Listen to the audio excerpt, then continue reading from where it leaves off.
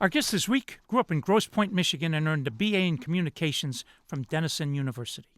Since 2010, he's held various senior leadership positions at Crain Communications, and since 2020, he's been its president and CEO. Founded in 1916, Crain Communications is one of the largest privately held business media publishers in the world, and it's the parent for Detroit Crain's business, automotive news, and 24 trade and business titles in North America, Europe, and Asia. His name? KC Crain. And I'm Jack Krasula, and this is Anything is Possible on 760 WJR. I'm Jack Krasula, this is Anything is Possible, and we're talking to KC Crain. Since 2020, he's been a CEO, president. KC, welcome. An honor to have you. Thanks, Jack. So great to be here today. Let's start by talking about your mom and dad and childhood. You know, Jack, it's I'm looking out your window right now, and we've been a part of this community for a really long time. I grew up on the east side in Grosse Pointe, as you mentioned, and Detroit's always been a part of our family. My father, Keith, bought Automotive News in 1971 and moved to Detroit when people thought that was crazy. And so, growing up in that family, Detroit was always a big part of, our social lives and our friends. Our office is obviously headquartered downtown. And so, even as a young kid, I'd spend a lot of time in the city when it didn't look exactly like it does today. So we're very proud of this town. We're proud to be here, and it's been a lot of fun. What's the biggest thing, Casey, you learned from Dad? And what's the biggest thing you learned from Mom? I'll start with Keith. He was always a very charming guy.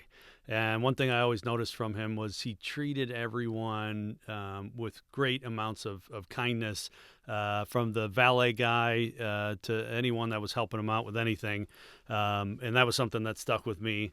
And, on my mother's side, she always lit up a room, and people were always attracted to her. So I'm not sure it's one thing I learned, but I think the way she held herself, always with grace, that was the thing that stuck with me. Huge amounts of integrity, and I think people always look to her for that. All right, let's go back 108 years. Your grandfather... I wasn't there, John. I know. Gustavus Deadman Crain. Yeah. Tell us about Grandpa. So one of the most interesting and I think fun things about where we are right now is I think he would have been so excited with our business and with the way technology plays such a big role in what we do these days. GD was an entrepreneur, and he was one of the first guys to understand a need for business-to-business information.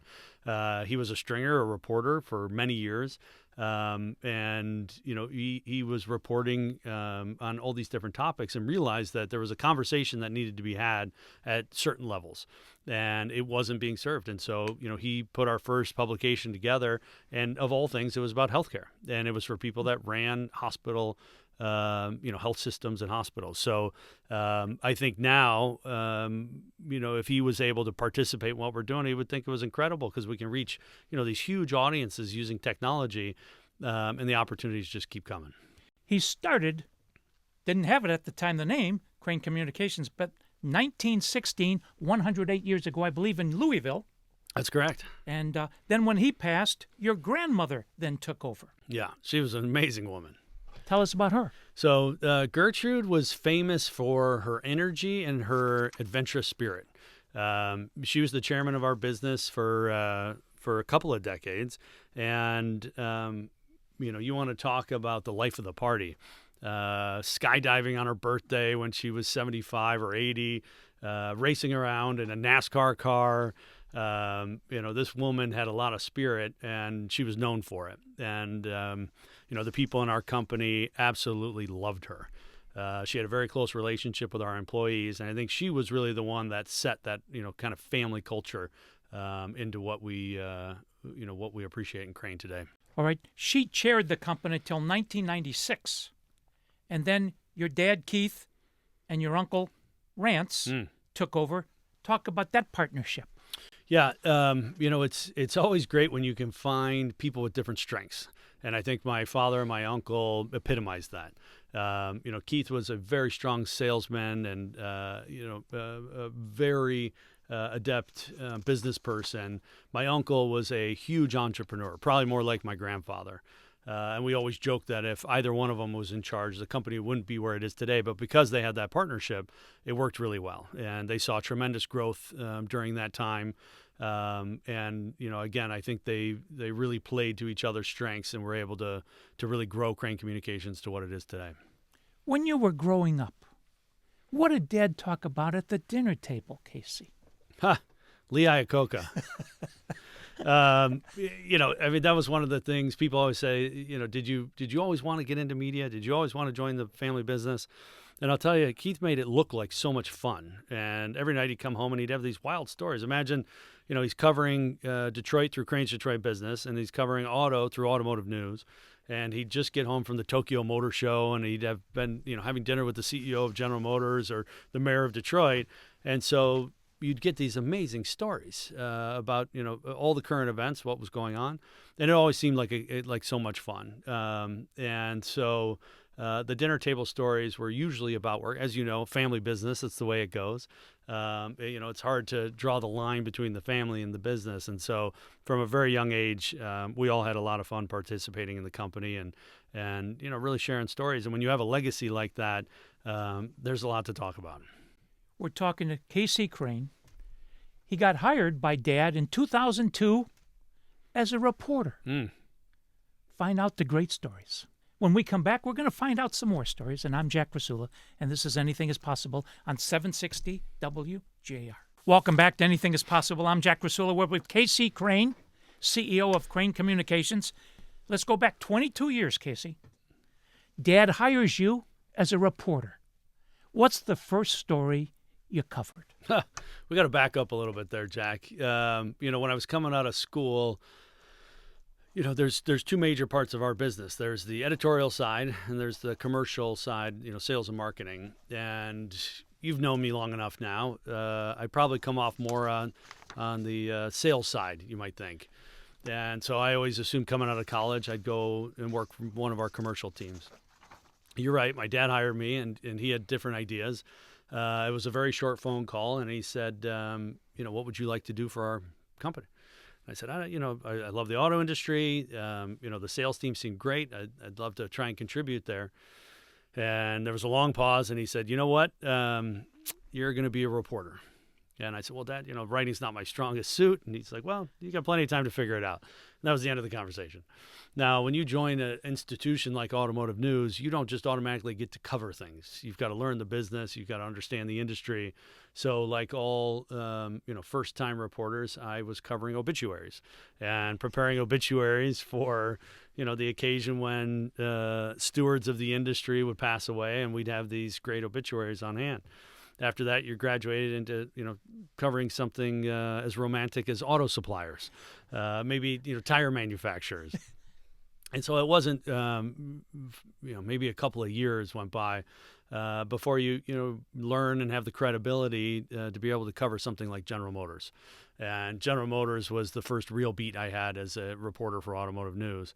And that's always a lot of fun. It was a lot of pressure because, you're up against the New York Times and the Wall Street Journal when it comes to breaking stories about what's going on, and they're in our backyard. So we took it very personally. But oddly enough, one of the first stories I ever had was about the rights to the Ford GT name. And that was the first ever front page story I had for Automotive News. And Ford had lost the rights to the Ford GT name somehow during all the years it had been. And there were some folks that were trying to sell it back to Ford. And I remember that was the first real big story I had for Automotive News. All right, from 2002 to 2005, you were a reporter for Automotive News. Then you became the advertising director until 2007. Talk about that 5-year chapter with Automotive News. So what's interesting about our business is the function between editorial and sales is very similar. Jack, you're a very personable person, right? That's what you got to do. You got to get to know people. On the sales side, or on the editorial side, when I started off, I had sources, and I would interview people, and you ask them a lot of questions, and you try and find out what's going on. When you're on the sales side, on the commercial side, it's all the same thing. You're talking to people, you're asking them questions, you're helping them figure out what they need to accomplish to be successful. And so, people think that these are two, very separate worlds, when really I consider it a lot of the same function. Now, what's interesting is when, you're covering General Motors for automotive news, people want to be really nice to you, and they want to make sure that, they're in your good graces, and, they're taking you out for coffee, and, they're working the relationship as much as you are. When, you talked about my transition over the sales side, when I ran a sales organization, it switches around. And I once had an executive at Cadillac tell me that it was now my turn to buy the drinks. And so you very quickly realize how that relationship goes. And so it's a lot of fun. I mean, building teams and, building commercial organizations, you learn a heck of a lot, and, understanding why people say no to the products you have, and figuring out how to create products that, people need and can't say no to. So both very impactful roles that I had in the company, and both great times in my life. All right, from 2007 to 2010, you're the publisher of Auto Week. Tell us about Auto Week. So Auto Week was the only brand we had in Crain Communications that was a consumer-facing brand, which means that it wasn't like GD had planned all along, where it was a business-to-business publication. It was for consumers, and it happened to be for consumers that love cars. And so we built Auto Week into a really nice online presence, autoweek.com, and that was all the sexy stuff, driving all the fast cars and understanding what was going on in the industry. It was less of the hiring and firing and more of the what's the latest Ferrari and what's the 0 to 60 on the new Mercedes. So being able to go to all the auto shows and the concours, that was a lot of fun. All right. 2010, you joined the company, Crain Communications. Started in 1916, and up until 71, it was in Chicago, downtown Chicago, right by Unos. Why did you guys move it here to Detroit?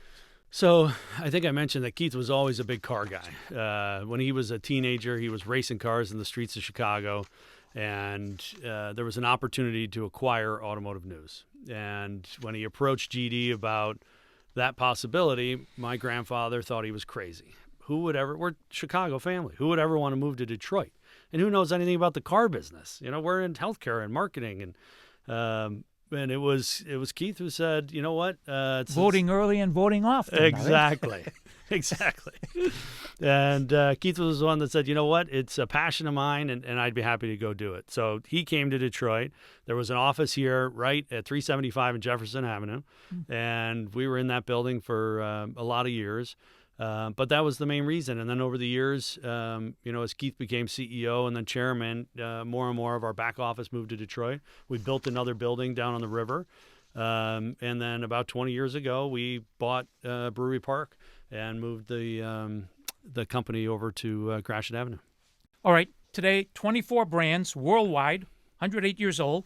One of the most trusted names in news today. Let's talk a little bit about Crain's Detroit business. We've got Crain's Detroit, Chicago, Cleveland, New York, and just recently acquired Grand Rapids. And, I was born in Detroit. I've lived here my whole life. This is a really special place. And we're having a lot of fun watching the Lions these days, but they talk about grit. And that's one of Dan Campbell's favorite sayings, and I know Jared believes in it too. But this city just oozes grit. And I'm fortunate with my role to travel the world and spend a lot of time in other cities, and I don't think there's any other city like the city of Detroit. Crain's Detroit business has an opportunity to keep an eye on the business community. Really we always talk about it internally as creating a community platform. We give people a place to meet. We host dozens of events a year in the city. We're covering everything from healthcare and finance to, the automotive sector, obviously. And, again, it's just a special place. And we really appreciate the opportunity to be able to cover such a great town like Detroit. All right. You have a terrific culture. How do you go about propagating that culture throughout your entire team? You know what? I think people underestimate the value of a family business. You and I have been sitting here chatting for a couple of minutes, and we've already talked about my grandfather, my grandmother, my father, my uncle.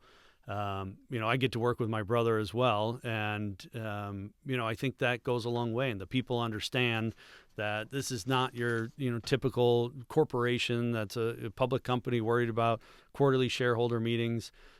We get to do things in a longer view fashion. We get to think about things differently. The way we invest in people, the way we invest in technology, I think that permeates. But then also it starts with our executive team and our leadership teams, and they get access. And I recently heard Jim Farley talk about what an advantage it is for him to have Bill Ford sitting across the hall. He needs a decision made. He can get it done pretty quickly.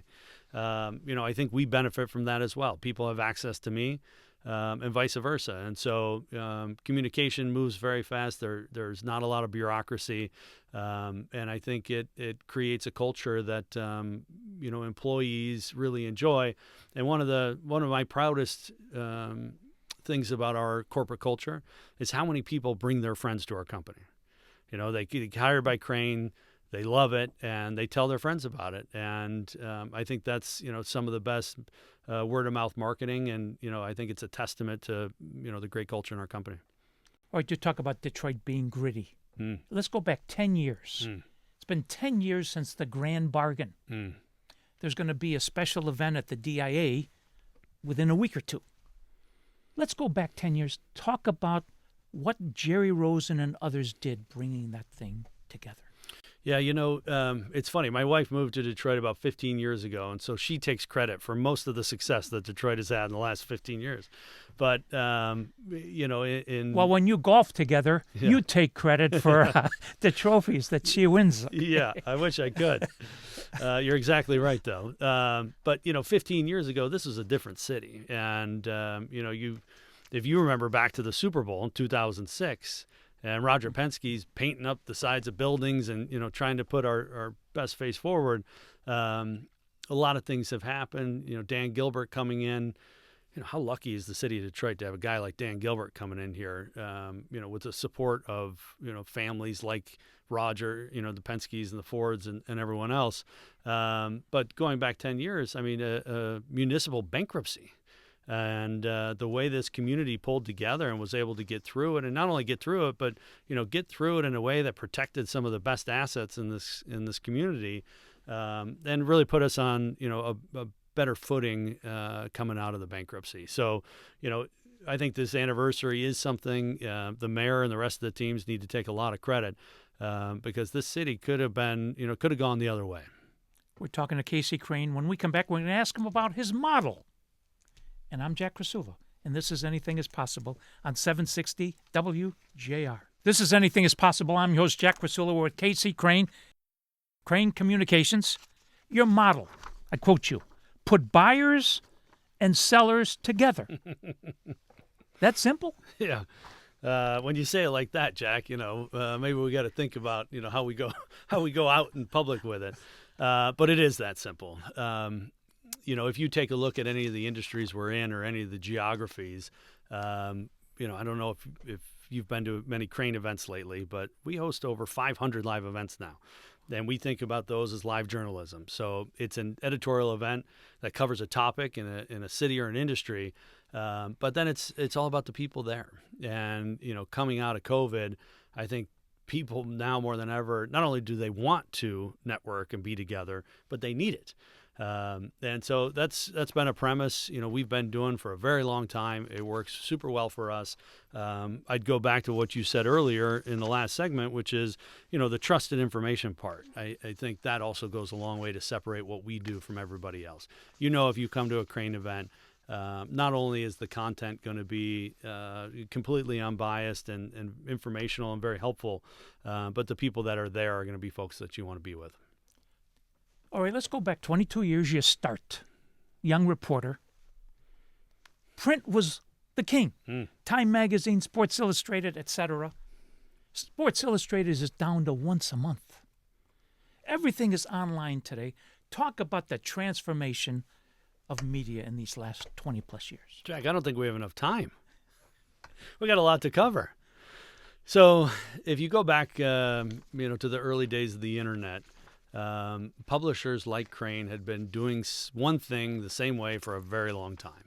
And, I think it worked out very well that the guys that were in charge at the time had mastered the idea of print publishing. They had understood that. Luckily for them, they had a next generation that had come up and grown up and were much more comfortable with the internet, what the internet meant to our business.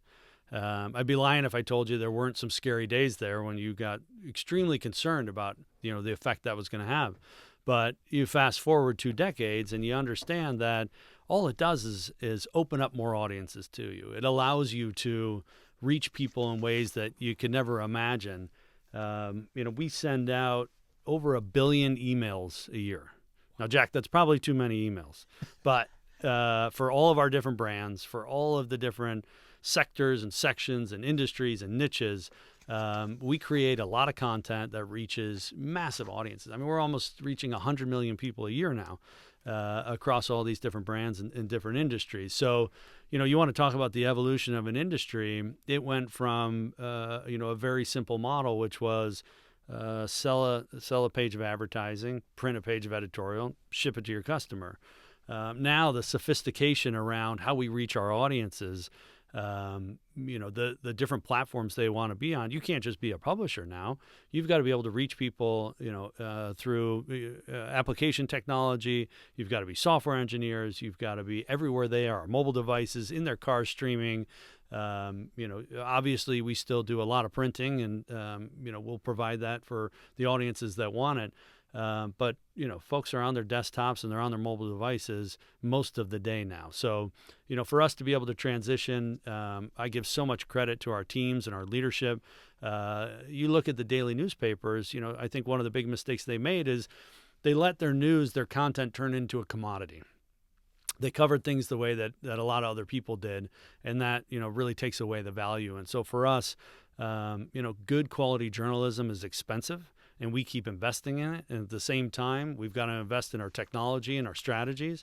And so we're going to meet people where they want to be. But, the evolution has been significant, especially even if you look at the last 5 years. And now, Jack, think about AI and what that's going to do to everything and how we approach, the way we cover things, the way artificial intelligence, can both help us and be a hindrance a lot of the time. So we're never bored, that's for sure. We've got a lot to do, but technology's played a really important role in the evolution of our business, especially in the last decade or so. All right. What do all great journalists have in common, KC? It's interesting. I thought you were going to ask about that, and I tell you that the best journalists are really good at listening. And I tell you, that's one thing they all have in common because, they're going to listen to somebody telling a story and they're going to hear something that nobody else does. And that's going to probe another question. But, if you can't listen, you're never going to be successful in our field. That's for sure. Pam and Ashley are listening to this, and they say the two of you talk the Oh, game. we got some work to do? Yeah. So, all right. How did you figure out how to get people to pay for this online content? I think the internet was undervalued in big ways early on. And we were always very comfortable charging people for print products. And the funny thing is, the internet created this endless hole, this endless well of information. And you can feed it as much as you want. It just goes and goes. And so, for us, we were spending a lot of money to produce amazing content, and we didn't have the courage to lock it down. And it was really early in the pandemic where we knew all of a sudden our traffic is going crazy. We knew everyone was at home. We knew they needed our content. We knew they were digesting it in very, in a lot of ways that we could measure. And so we started testing, and, there's a lot of organizations, the New York Times, they were a front runner, the Financial Times, the Wall Street Journal, and we definitely followed suit very quickly. And we had to train audiences. You had to explain to people that, the journalism, the content was worth paying for. And I always got a chuckle when folks on social media would say, I really want to read this story, but I got to pay for it. Well, sure. I mean, when you go to a restaurant, you usually got to pay for your lunch, right? So, I think it took a little while for folks to understand that we're investing a lot in journalism to serve these industries and to serve these communities. And so, we internally as well had to get comfortable, charging a fee. Let's go to 2030. Paint for us a picture of Crain Communication in 2030. 2030. Jack, it's nearly impossible to have an outlook this far these days. Can we go with 2025? Another great thing that has been a byproduct of our investment in technology is creating great platforms. And what I mean by that is we now have a capability of acquiring businesses and putting them on our platforms. A lot of this technology is proprietary, and it allows you to grow through acquisitions. So, you could find a new sector like oil and gas and say, well, Crane's not really participating there. Why don't we set up a foothold in oil and gas or energy per se? And the other thing is we've got big opportunities to grow, whether it's 2026 or 2030. We have opportunities to grow in industries that are being completely disrupted by technology. If you look at every industry that we cover, I don't care if it's healthcare or advertising and marketing or automotive, everyone's being disrupted. So, in automotive, because we're sitting here in Detroit, if you think about the EV revolution and what's now a huge pullback, it created dozens of new audiences for automotive news. Supply chain, energy distribution, new powertrain technologies. There's lots of different things for us to cover and lots of new audiences for us to serve. So to your question, several years out, Crane's going to look bigger, and we'll have grown both in organic and inorganic ways in new sectors, and also by expanding in sectors we're already in. We're talking to KC Crain. When we come back, we're going to ask about the move that the company took to Brewery Park Complex in 2001. And I'm Jack Krasula, and this is Anything is Possible on 760 WJR. I'm Jack Krasula. This is Anything is Possible. We're talking to KC Crain. If you want to learn more, www.crain.com. Okay, 2001. Headquarters go to Brewery Park Complex, Gratiot Avenue, Eastern Market. Paint for us a picture of what the streets were like in the Eastern Market and downtown Detroit then. Yeah, it's a bit of a tricky question, Jack, only because it's so hard to remember and you don't really want to. Dick Cheney could hunt for 2 weeks and not even hurt anybody. That's what Woodward White was like. Yeah. That's Tom Wilson. Okay. Yeah. No, absolutely. Yeah, it was a different place. It still had, even back then, Jack, it was so much fun being in downtown Detroit. You had sports teams down here. We had concerts. You're in this beautiful building with an amazing theater. It's not like nobody came downtown. It was just a different thing. There wasn't the opportunity to live and to play, as Dan Gilbert always says, right in the central business district.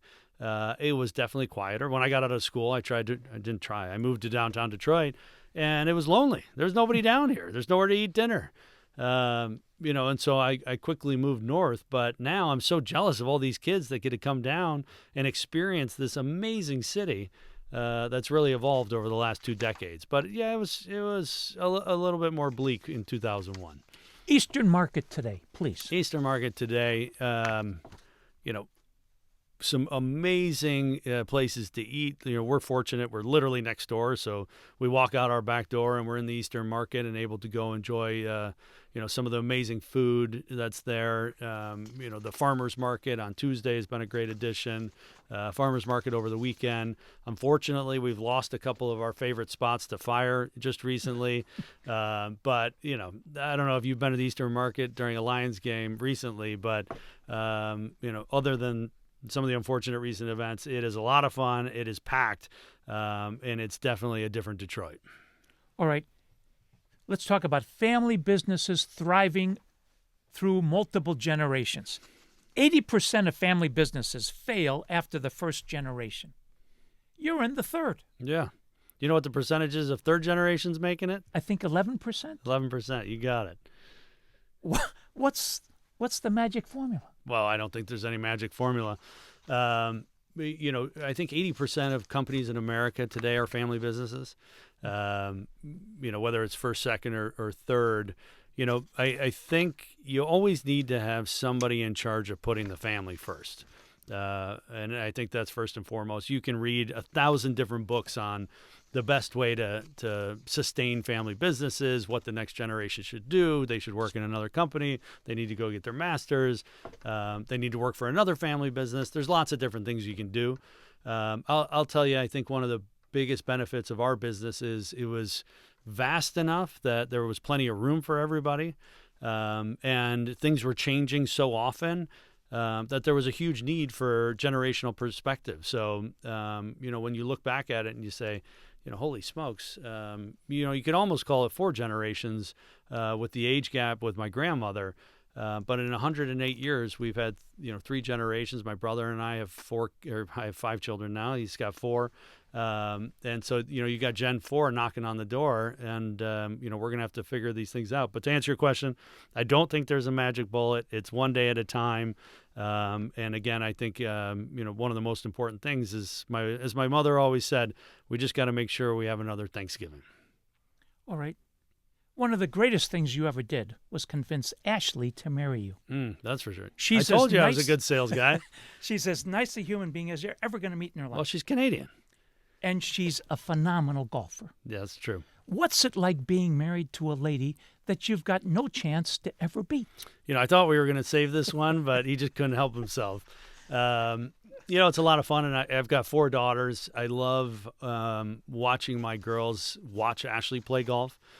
She was a phenomenal Division I golfer, and it's honestly a lot of fun. It took, I'm a competitive person. I was a mild athlete as well as I was growing up.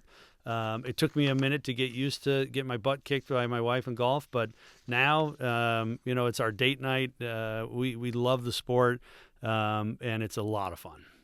All right. One of the things you learned from Mom and Dad was giving back. Yeah. All right. Crain Communication has partners with Michigan State University to Ignite the Future program. Yeah.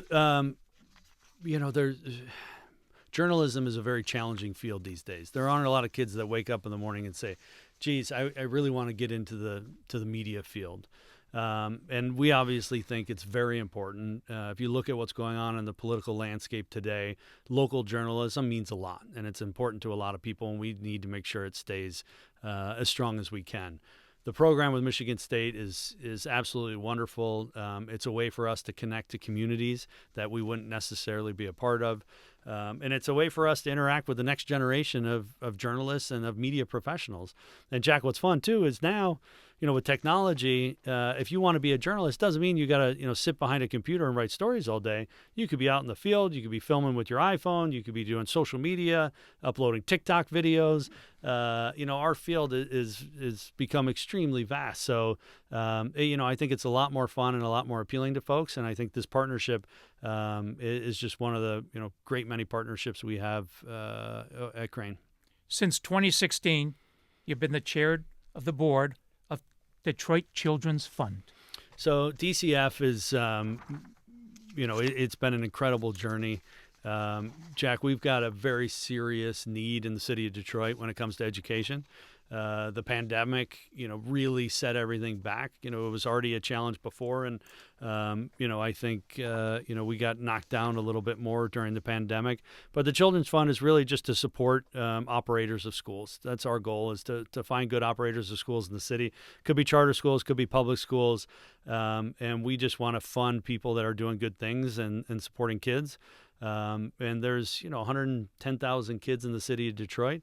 And I think with a lot of community involvement, we can figure out how to serve most of them. KC Crain, thank you for all you and your team does for this city and America. Keep up the great work. Thanks for having me, Jack. Great to see you. Please join us next week. Until then, I'm Jack Krasula. Thanks for listening, and make it a great week, because with God, anything is possible. Spohom.